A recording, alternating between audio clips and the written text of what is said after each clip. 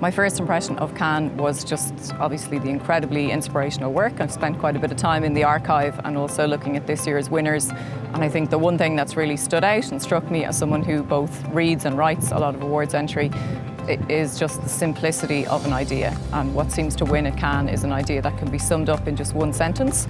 That's something I'll definitely take home to writing any future award entries.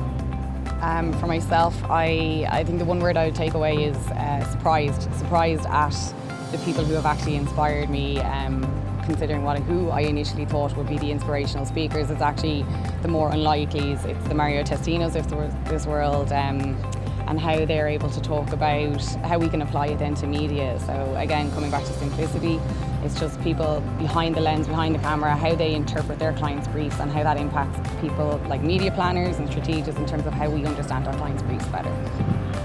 So my highlight so far has been a guy with the very unlikely name of Bo Lotto, and he's a neuroscientist from Berkeley.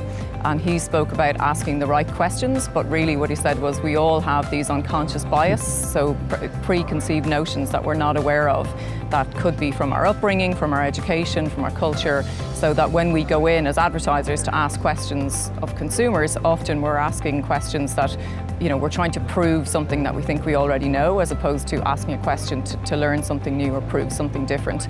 And he talked about how a consumer in a focus group or answering a questionnaire is not a real definition of what they actually think. They're just saying what they think you want to hear, as opposed to what they think.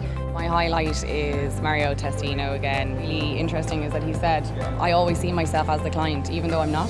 Put yourself in your client's shoes, and that way you'll understand the brief. You can find the equations. You'll understand the equation more if you're the client, so always act like the client, which I thought was really good, actually, and surprising because we do that. And it was really nice to actually hear, because I find when our clients give us briefs, we question it, we interpret it like a client. We understand the commercial objectives, the marketing objectives, the communications objectives, rather than just what's the media solution that we can come up with to help solve your problem. You actually need to see it 360 from their point of view. And I thought it was hugely inspiring to hear somebody like Mario Testino say that and know that that is what we do.